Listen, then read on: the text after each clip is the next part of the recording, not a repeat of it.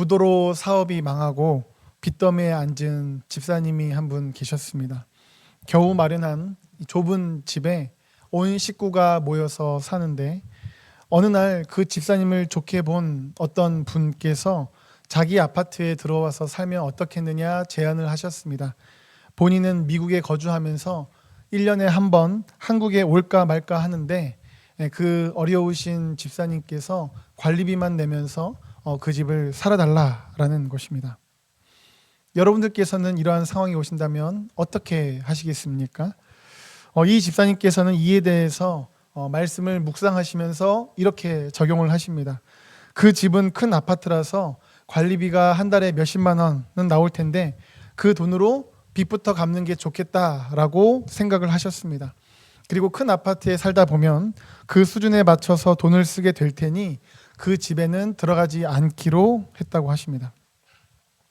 이분은 말씀 묵상을 통해서 깨달았던 것이 무엇이었냐면 모든 것이 내 앞에 있어도 내 것이 아니라면 분별해야 한다라는 것이었습니다. 그래서 그러한 것을 말씀 묵상을 통해 깨닫고 그렇게 자신의 삶에 적용한 것입니다. 그분의 결정에 대한 가치 판단은 다양할 수 있겠죠. 하지만 하나님의 사람으로서 하나님의 말씀 안에서 자신의 인생의 방향을 결정하려 했고 또한 그렇게 선택하며 살아간 점은 참으로 귀하다라고 할 수 있겠습니다. 이처럼 하나님의 사람은 현실의 삶에서 하나님을 인정하며 따라가야만 합니다. 이것은 요셉의 삶에서도 볼 수 있습니다. 외국인 노예였던 요셉에게 그의 주인의 아내가 유혹해 올 때였습니다. 그때 그는 자기 자신이 하나님 앞에 있으며 하나님께 죄를 지을 수 없다라고 고백합니다. 창세기 39장 9절 말씀입니다. 당신은 그의 아내임이라 그런즉 내가 어찌 이 큰 악을 행하여 하나님께 죄를 지으리이까. 이후 요셉은 거절로 인해서 자신의 거절로 인해서 모함을 받죠. 감옥에 갇힙니다. 그리고 그곳에서 왕의 술 맡은 자와 떡 맡은 자가 꿈을 꾸고 불안해하고 두려워할 때 다시 한 번 더 요셉은 하나님의 전능하심을 고백하게 됩니다. 창세기 40장 8절입니다. 요셉이 그들에게 이르되 해석은 하나님께 있지 아니하니까 청하건대 내게 이르소서. 또한 이후 바로 왕이 꿈을 꾼 다음에 해석을 위해서 요셉을 불렀을 때에도 요셉은 그 바로왕 앞에서 하나님의 전지전능하심을 고백합니다. 창세기 41장 16절과 25절입니다. 요셉이 바로에게 대답하여 이르되 내가 아니라 하나님께서 바로에게 편안한 대답을 하시리이다.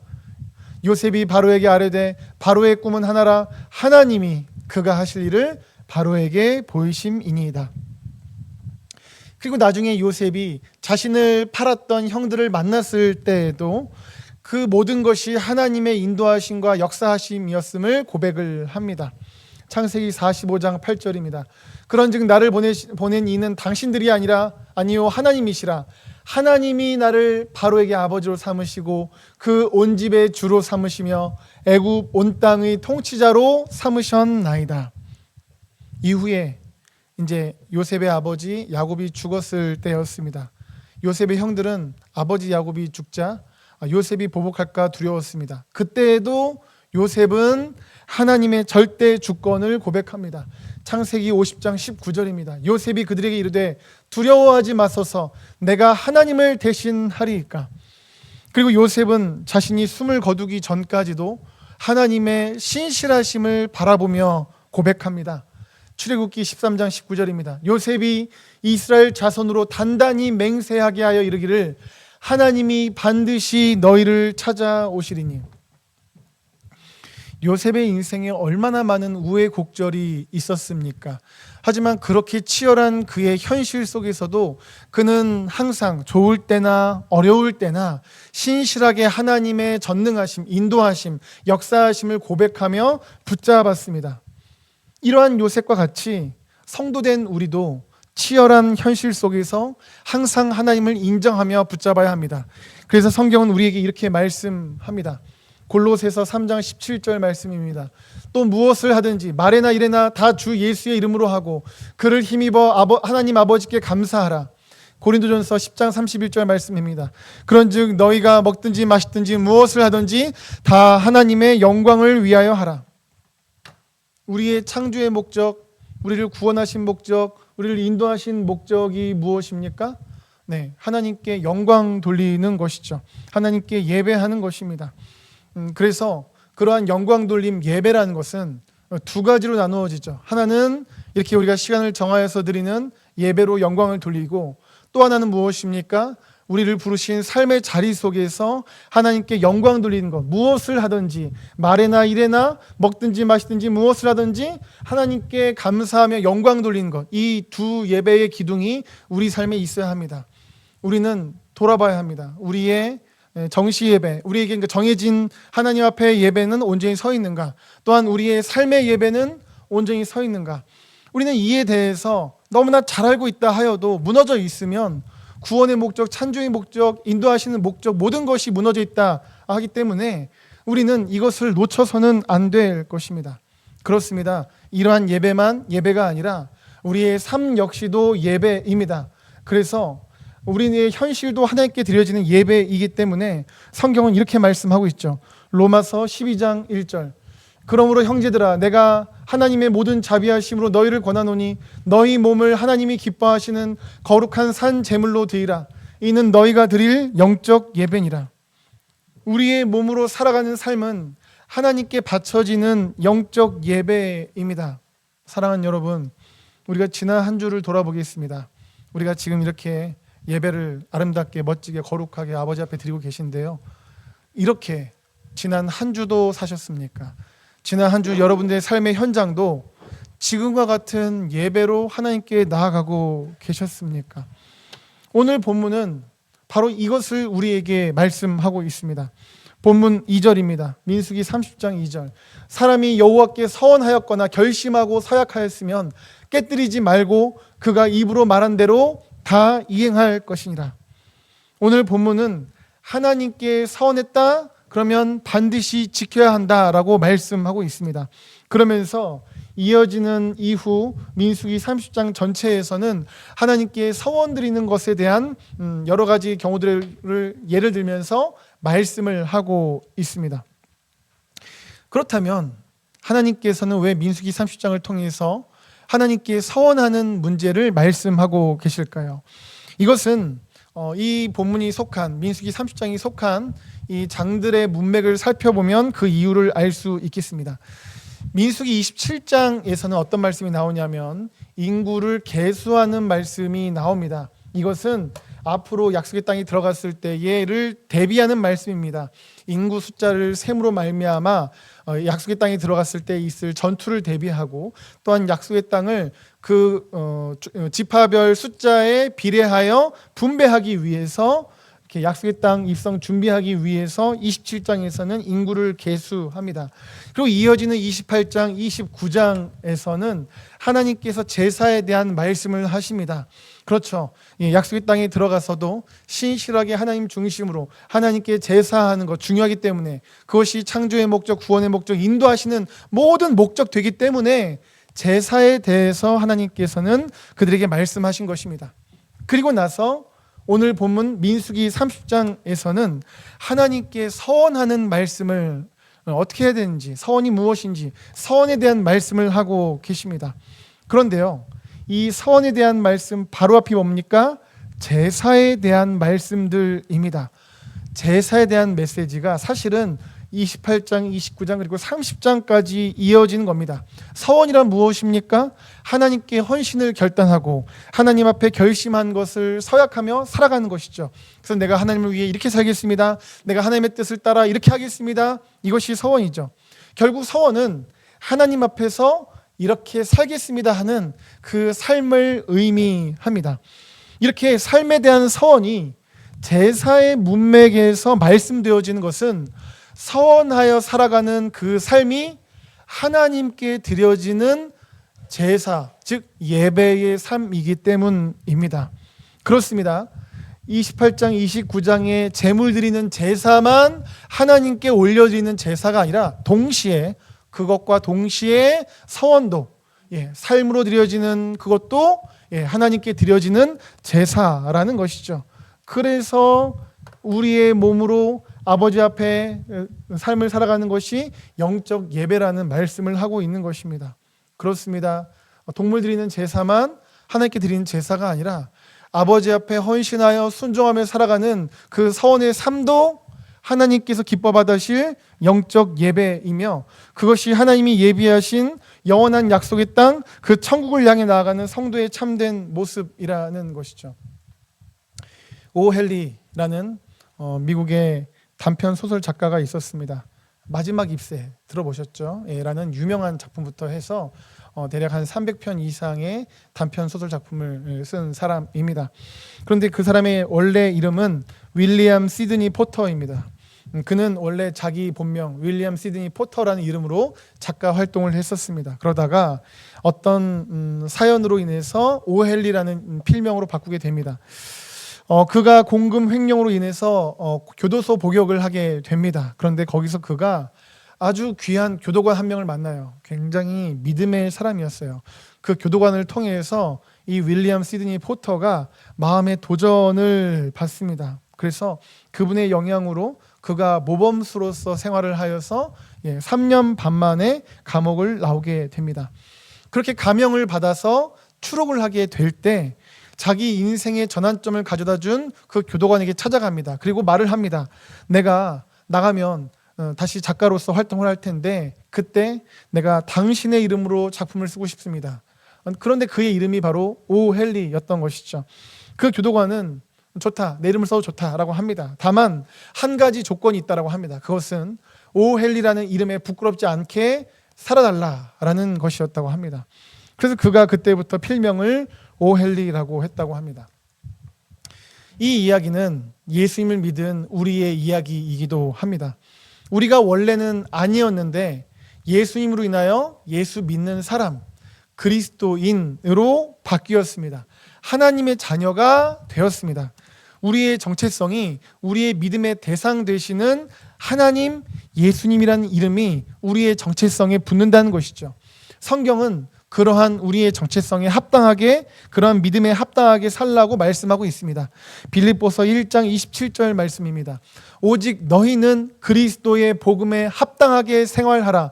이는 내가 너희에게 가보나 떠나 있으나 너희가 한 마음으로 서서 한 뜻으로 복음의 신앙을 위하여 협력하는 것과, 복음에 합당하게 생활하라고 말씀합니다. 마치 오 헨리라는 교도관이 앞으로 자신의 이름에 부끄럽지 않게 살아가달라고 부탁한 것처럼 성경에서는 그리스도의 복음을 받은 사람답게, 예수님을 믿은 사람답게 살아가라라고 말씀하고 있습니다.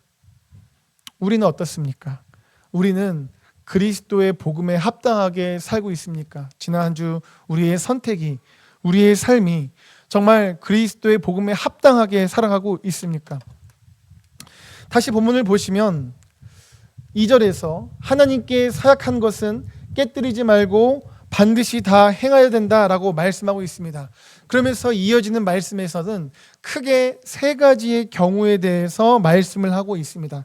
그것은 첫 번째, 아버지 집에 있는 어린 여인의 서원입니다. 아버지와 함께 살면서 어린 여인이 서원을 했을 때에 그것을 어떻게 해야 되는가에 대한 말씀이고요. 두 번째는 서원을 한 다음에 결혼을 했을 때 그 결혼한 가정 속에서 그 여인이 어떻게 해야 되는가에 대한 말씀이고요. 세 번째는 이미 결혼을 한 상태에서 서원을 했을 때 어떻게 해야 되는가에 대한 말씀입니다. 그래서 사실은 이 결혼을 기점으로 하여서 결혼하기 완전 전에 여인이 서원을 했을 때, 그리고 결혼을 중간에 끼고 서원을 한 다음에 결혼을 한 다음에 그 가정 속에서 어떻게 해야 되는가, 그리고 마지막으로는 이미 결혼을 한 상태에서 그 여인은 어떻게 서원을 하는가에 대한 말씀입니다. 우선 첫 번째부터요. 이 아버지 집에 있는 어린 여자는 서원했을 때 어떻게 된다라고 말씀하고 있습니까? 4절을 보시면 그의 아버지가 그의 서원이나 그가 결심한 서약을 듣고도 그에게 아무 말이 없으며 그의 모든 서원을 행할 것이요 그가 결심한 서약을 지킬 것이니라. 그의 아버지가 자신의 딸의 서원을 듣습니다. 그리고 아무 말을 안 해요. 그러면 그 서원은 행하라라고 말씀을 하고 있습니다. 그런데 반대로 아버지가 그 딸의 서원을 들은 다음에 허락하지 않으면 그 서원을 이행하지 않아도 하나님께서 그에 대한 책임을 묻지 않으신다라고 말씀하십니다. 이어지는 5절 말씀입니다. 여기서부터 보시면, 그러나 그의 아버지가 그것을 듣는 날에 허락하지 아니하면 그가 서원과 결심한 서약을 이루지 못할 것이니 그의 아버지가 허락하지 아니하였은즉 여호와께서 사하시리라. 이렇게 아버지가 집에 있는 어린 여자의 경우는 4절처럼 아버지가 아무 말을 하지 않으면 그 서원을 행하고 지키고, 아버지가 5절처럼 아버지가 허락하지 않으면 그 서원을 하지 않아도 하나님께서 그에 대한 책임을 그녀와 그들에게 묻지 않으신다라는 말씀입니다. 이러한 서약의 원리는 두 번째 경우, 세 번째 경우 모두 똑같습니다. 다만 첫 번째 경우와는 달리 이들이 결혼했기 때문에 이번에는 아버지 대신에 남편이 허락했는지가 중요합니다. 그런데 두 번째 경우는 어떤 경우입니까? 서원을 여인이 해요. 그리고 나서 남편을 만나서 결혼을 해요. 그리고 나서 결혼한 상태에서 어떻게 될 것인가에 대한 말씀이죠. 이 경우는 여인이 결혼하기 전에 여호와께 했던 그 서원을 결혼한 남편에게 말을 합니다. 그 다음은 똑같아요. 그 남편이 그에 대해서 아무 말 하지 않으면 그 서원을 행하여야 하고, 남편이 허락하지 않으면 그 서원은 행하지 않아도 하나님께서 책임을 물으시지 않는다라는 것이고요. 또한 세 번째 경우, 이미 결혼한 여인의 서원, 이것은 똑같습니다. 남편에게 말을 하고 남편의 허락 여부에 따라서 그 서원의 성립 여부도 결정된다라는 말씀입니다. 그렇다면 이 말씀들은 대체 무엇을 의미할까요? 결국은 아빠가 허락하지 않고 남편이 허락하지 않으면 안 된다라는 것을 의미할까요? 여자가 남자한테 종속된다라는 것을 오늘 본문은 말씀하고 싶었을까요? 오늘 본문의 결론 부분부터 보시면 그렇지 않다라는 것을 알 수 있습니다. 원문을 잘 반영해서 해석한 이 구절에 대해서는요, 세 번역이어서요 가져왔습니다. 세 번역으로 가져왔습니다. 30장 16절입니다. 이것들은 주께서 모세에게 명하신 것으로서 남편과 아내 사이에, 아버지와 아버지 집에 살고 있는 어린 딸 사이에 지켜야 할 율례이다. 아멘. 이 빨간색 부분을 보시면요, 아버지와 딸이 있고 남편과 아내가 있는 게 아니죠. 남편과 아내, 아버지와 딸이 있습니다. 그렇죠? 결국은 각각이 자기 역할을 하는 의미입니다. 즉, 남편이 있는 여자라면 여자의 서원에 대해서 남편이 역할이 있다는 거예요. 함께 역할이 있어요. 하나님의 뜻 가운데에서 이것이 정말 옳은 것인가 함께 듣고 그것을 함께 오케이 하면, 그러면 이제 그에 대한 책임을 지는 겁니다. 같이요. 같이 지는 거예요. 또한 그것을 거절했을 때도 마찬가지입니다. 이것은 아버지와 딸 사이도 마찬가지입니다. 결국은 이 말씀은 어떠한 온전한 서원이 이루어짐에 있어서 한 여인이 서원을 진행할 때에 그 서원에 대해서 아버지의 역할 혹은 남편의 역할이 있다. 각각의 역할이 같이 합쳐져서 진행되어질 때에 온전한 서원이 이루어질 수 있다라는 말씀입니다. 그래서 만약에 오늘 본문이 이렇게 남편과 아내의 역할이 있다, 아빠와 딸의 역할이 있다가 아니라, 이것이 아니라 종속관계를 의미하는 것이라면, 그렇다면 아버지로부터 독립하여서 남편이 없는 여인 같은 경우에는 어떤 같이 허락을 맡을 남자가 없잖아요. 그러면 너희는 서원하지 못한다라고 말하거나, 아니면 너희는 서원하려면 지나가는 남자라도 붙잡고 그에게 허락을 맡아야 된다, 그런 식으로 말씀했을 것입니다. 만약에 여자 혼자 서원하지 못하고 남자에게 종속되는 존재라고 말씀하고 싶었다면 말이죠. 하지만 성경은 그렇게 말씀하고 있지 않습니다. 구절을 보시면 과부나 이혼당한 여자의 서원이나, 결국은 뭡니까? 이미 아버지로부터는 독립하고 하지만 함께하는 남편이 없는 경우죠. 그러한 서원이 어떠하다 말씀합니까? 두 번째 줄, 그가 결심한 모든 서약은 지킬 것이니라. 아멘. 무슨 말씀입니까? 어떤 사정으로 인하여서 혼자 있는 여인은 어떤 다른 남자의 허락을 받을 것 없이 자기 스스로가 그것을 지키고 책임을 져야 한다는 말씀입니다. 이것은 결국 오늘 본문이 여인들이 아버지 혹은 남편에게 종속된다라는 의미가 아니라 아버지와 딸 혹은 남편과 아내가 각각이 서원에 대한 역할과 책임이 있고 그것을 각각이 잘 역할을 감당할 때에 온전한 서원이 된다라고 말씀하는 것입니다.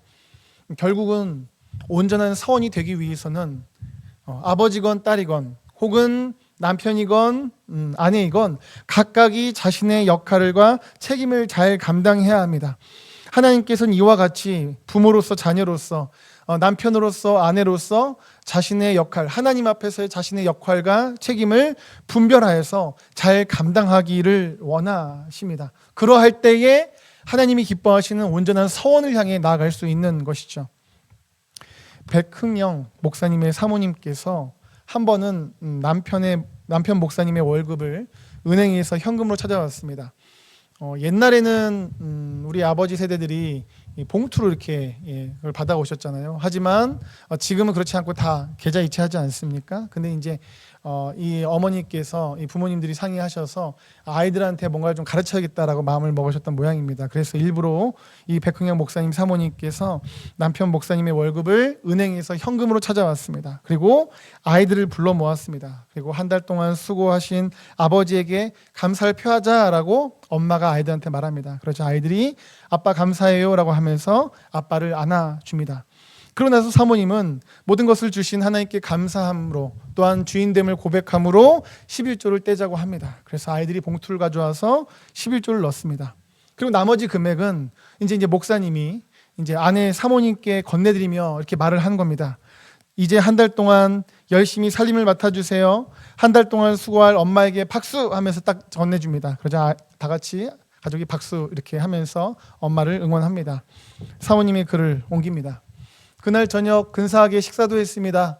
하나님이 주신 물질로 우리가 즐겁게 먹고 마실 수 있음을 보여주었습니다. 평소 먹고 싶어 했던 꽃게를 쪄놓으니 아이들이 얼마나 좋아하던지요. 저희 부부는 하나님께 헌금하고 헌신하는 것이 이렇게 즐거운 일임을 아이들에게 삶으로 가르치려 합니다. 부모로서 영적인 역할이 있습니다. 부모된 우리는 그 역할을, 그 책임을 감당해야 합니다. 하나님께서는 자녀에 대한 어떤 영적인 것에 대한 역할과 책임을 가장 먼저는 부모에게 맡기셨습니다. 그러므로 부모는 자녀에게 신실한 삶으로 보여주며 가르칠 때, 그러한 믿음의 삶을 부모가 자녀에게 가르치며 심어줄 때 자녀의 삶 가운데에서 그러한 믿음의 열매, 그러한 삶의 열매가 나타나게 되는 것입니다. 제2차 세계대전이 진행될 때 오스카 신들러는 유대인들을 죽음의 수용소로부터 구해내고자 합니다. 그래서 자신이 새로 세운 이 군수품 공장에 사람이 필요하다라고 하면서 독일군 장교에게 뇌물을 주며 유대인 사람들을 그쪽으로 보내려고 합니다. 사실은 그 신들러가 하고자 했던 것은 그 죽음의 수용소에서 죽임당할 혹은 생체 실험당할 그들을 살리기 위해서 그렇게 결정한 것이었죠. 이때 독일군에게 우리 공장에는 이런 사람들이 필요합니다라는 명단을 제출하게 되는데 그것이 바로 쉰들러 리스트였습니다. 그 명단에 이름이 들어간 사람은 약 1,100명에 이르렀고요. 전쟁이 끝나고 유대인들은 그에게 고마움의 편지로 금반지를 만들어 전달했습니다. 그 금반지에는 이러한 격언이 써 있었습니다. 한 생명을 구하는 것은 온 세상을 구하는 것이다 라는 유대의 격언이 새겨져 있었습니다. 쉰들러는 그 반지와 자신이 살린 사람들의 명부를 보면서 눈물을 흘렸습니다. 그리고 자신 옷에 달려있던 금배지와 자신이 타고 있던 차를 팔았더라면 내가 한 명이라도 더 살릴 수 있었을 텐데 라면서 안타까워했습니다.